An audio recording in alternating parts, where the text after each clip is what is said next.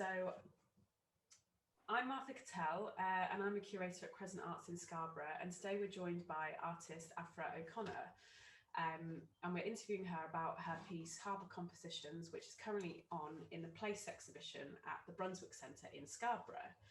So first question, Aphra, I wanted to start by you telling us a bit about the work Harbour Composition that is currently, as mentioned, in the exhibition in the Brunswick Centre.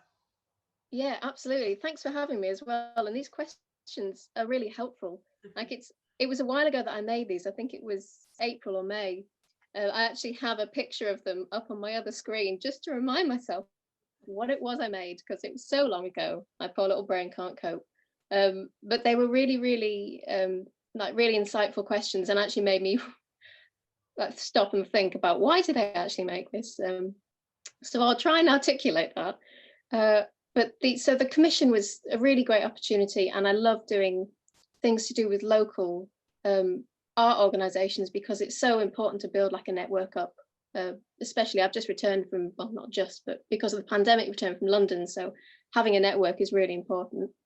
And these pieces, that I always use the theme of place in my work, really, to some extent. But the commission asked you to look at what place really meant to you. And because I'd been back from London in Whitby, my hometown, for all of lockdown, I thought the best thing to do was kind of represent my hometown. And I always work with ceramics. I do ceramic sculpture, but I'd never really worked with ceramic wall pieces before. So this was kind of a new area for me to explore, which is something I really want to do. I want to constantly change what I'm doing and challenge myself. So working flat, it's a lot more like painting. I suppose it's a lot more like collage, the kind of putting little bits together to make a bigger picture. So there's two pieces in the exhibition. One of them is blue, one of them is red, but they're both sitting together, and they represent the harbour mouth of Whitby. So for anyone who doesn't know Whitby, it's got two piers that run alongside each other and let the boats in. So I use a lot of found materials as well. So there's some wood taken from the local boat building site, which kind of frames the pieces, and then on each of the separate pieces they represent something different. So one of them is the waves breaking against the harbour wall, one of them is the very iconic red swing bridge, and also the Park Marine boat building site. So there's a bit more of the kind of industrial side to the second one, and more of a nostalgic kind of, not seagulls and going to the seaside kind of vibes, but it's got actual sand from the beaches and very blue, and they were just a really fun project to do. And it's actually changed now how I create, which is great. I always want that from a project. So I waffled there's the words. No, that was really interesting, and I like how you've integrated the materials that reflect the views that the pieces are capturing. I think that's really, really powerful and really adds to the piece a lot more. And this piece, as you've mentioned, is kind of rooted in place, or this place that you're so familiar with. And I wondered whether that is something that translates into your wider practice, whether place plays a part in your other work. As you mentioned, you were in London, and whether that affected or influenced your work at all. Oh, funnily enough, like if you phrase it like that, no, London didn't affect anything I made. Everything I make is really rooted in the north. I didn't really realise, but I was in London for a long time doing an MA and then living in London. But anything I ever made it had that kind of northern heritage behind it. I didn't really realise until you just asked me that. So it's a bit of an insight into my brain. But I've worked with, as I say, the Park Marine boat building site in Whitby. I did a project with them using their waste materials to create work, and that was kind of the first foray into ceramics for me. I was using it as a kind of a way of representing the breaking and the crushing and all those kind of the textures that come from everything just being thrown in a skip at the end of the day. Like, it was a really interesting project to do, and something I hope to kind of go back to. But I'm also working with the Redcar Palace Gallery in Redcar, So I think one of your next questions is what I'm doing next, and I'm working with them to kind of look at the decommissioned steelworks, which sits right on the sand, and they're bringing the whole site down because they're going to be doing it for renewable energy, which is great, but it's a very iconic landscape, and they're getting rid of it, and specifically the blast furnace, they're getting rid of that, and so I'm creating a project to do with that. So bit of nostalgia really in my practice, but everything kind of comes from the north, which I didn't realise, but it does. Yeah, no, that's interesting. I think it obviously subliminally it's played a big part in who you are, I guess, and that's Yes. comes out in your work even when you were away from it. It obviously had an influence, which is shows and it's reflected in the pieces, I think. You've also touched on this a bit, but I find this aspect really interesting in terms of the materiality and form of your work.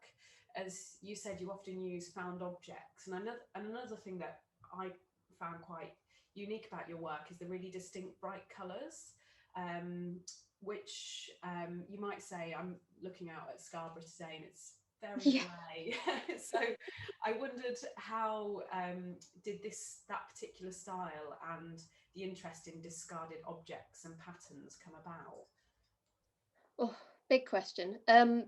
So the found object side of it, I've always been interested in that because as a starving student, it was always cheaper and more cost effective to use stuff you found.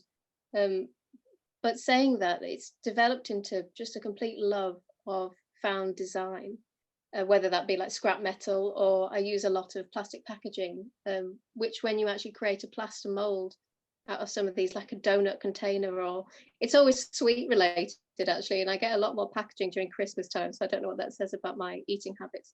But the actual design, it's just, there's something very industrial about the kind of lines that they create, because it's an easy dropout mold when you're doing plastic packaging. And also because I've worked a lot with the Park on Marine, a lot of the people who work there now know me as the person that will take in strange bits of metal. So like a magpie, people leave me bits near my studio, which is always great and really exciting, like a big bolt or something, or some scrap metal or some scrap wood. I've always had a really big interest in colour, and this is why I use the underglaze colours that I use for ceramics, because they're very vibrant and you know exactly what you're going to get. I know a lot of people do very reactive, really interesting, like chemical glazes, but I like to know that what I'm going to get is kind of a flat, bold colour. It's just the style that I seem to have developed at the moment. But I mean, I used a lot of colour when I was doing the Park on Marine project before I went to the Royal College, and it was interesting to find out that there's so many bold colours on an industrial site, like if it's the rope or sometimes the paint they use. So it's quite nice to link it back to the industrial side as well. I think I've answered some of those questions.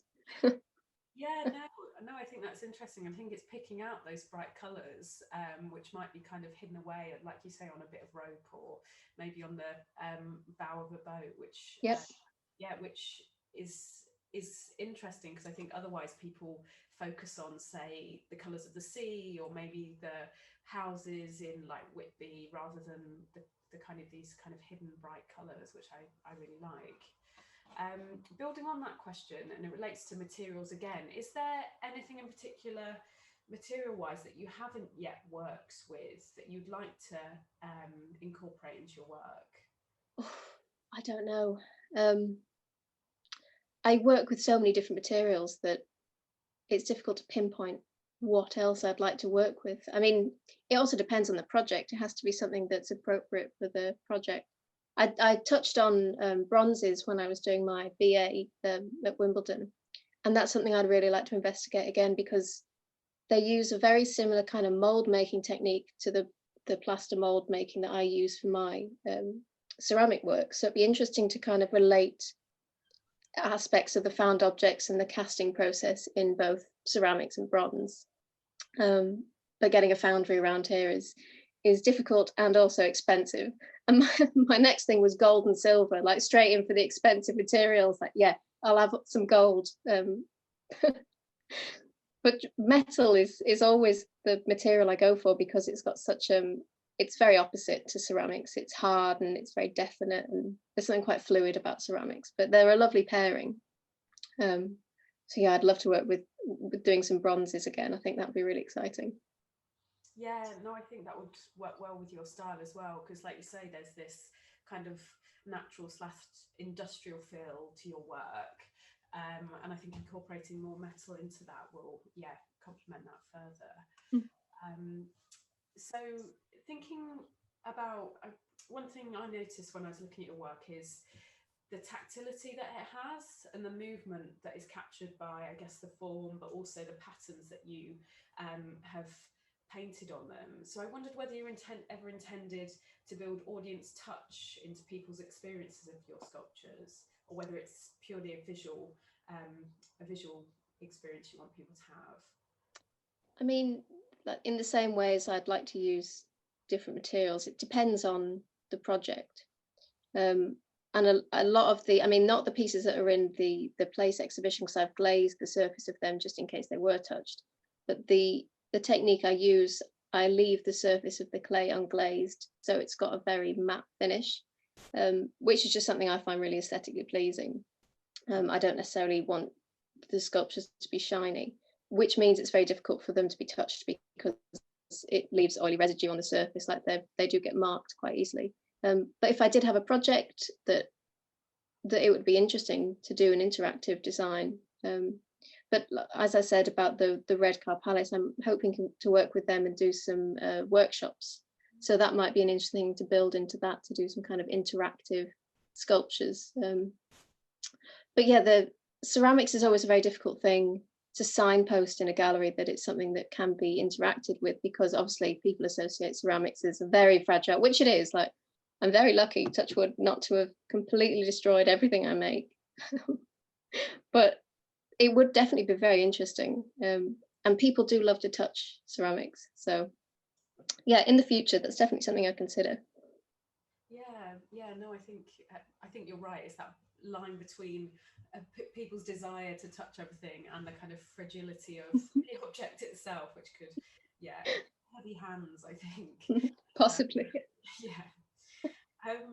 So a slight shift in tone. I was wondering whether the changes and lockdowns of the last year have reflected in your practice at all. I think you mentioned a bit about moving up north and Whitby featuring obviously in these sculptures. Yeah, absolutely. I mean, I'd moved back right at the beginning, so March 2020, and very lucky that I have a space that I can make in a small kiln.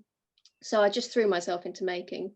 And although lockdown didn't necessarily didn't feature heavily in the work I was making, the chance to make so much and have new bodies of work surrounding me as I was then making, it created kind of a unity. And I think that's the word that I choose to describe lockdown. There was, especially in this area, a big sense of unity with communities and people coming together. So it was a very cohesive time. And I think it shows in the work that I was making from last year that everything has a link, which was really exciting to be able to have all this work around me as I was making. It was, it was really interesting. I'm very lucky, as I said, to be able to continue to make. I know so many people weren't able. And so now things have obviously started to open up again and your artwork's in a public space. So what does that mean to be able to have things not surrounding you now, things are out in the open for people to see? Well, I get a bit sad saying goodbye. Yeah. But I do get a bit more wall space, so that's great, to make new stuff.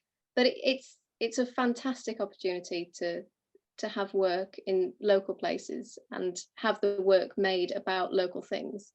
But it is quite sad letting go of things, especially I spend so much time on these designs. Maybe I'll have to get over that, start letting go. But no, it's fantastic. And I'm so glad that people are able to see it really outside of the studio. and outside of just me seeing it. Yeah, no, I think that's the thing. When you spend so much time with a piece of work, there's this big gap left when it leaves, and you find yourself constantly thinking about it, not being there. And it's also that change in context. When you see it in a gallery space, it seems very odd because it's not got all your belongings around it.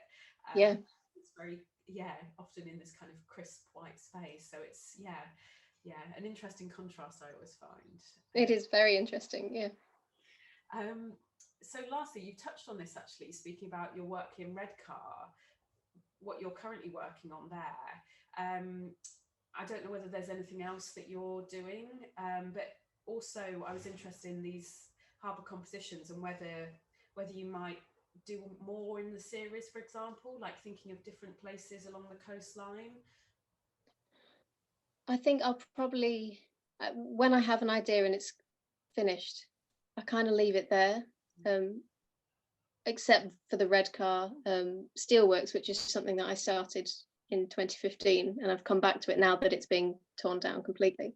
But the harbour compositions really did help kind of form new ideas in my mind. So it won't necessarily be about the coastline, but it'll definitely have elements of the theme of place in the future, which I'm excited to start creating more of these things.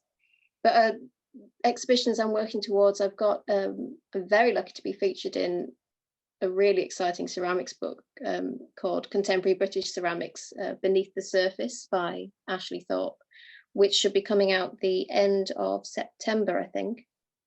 And I'm working towards some new pieces that will go in an exhibition for that book launch, which should be in Eton College, and that'll be in November. So alongside the Redcar exhibition, the works that I'm making for that will be on display in August. So keep myself busy, no time to sleep. It's great. I like to be busy. Constantly covered in ceramics dust, not good. But yeah, very exciting, and I'm just very happy to be able to make constantly and have my own little space to do it in. It's great. Yeah, that's great, and we look forward to see what you come up with going forward. I think everyone's responded really well to the sculptures on display here, especially with the location being close to Whitby. I think people are really interested in this kind of alternative representation of it. And the show is on till the 26th of, no, the 28th of August, if people want to see Aphra's work, which I highly recommend. Thank you for speaking to us today. You are more than welcome. It was very enjoyable. Lovely time.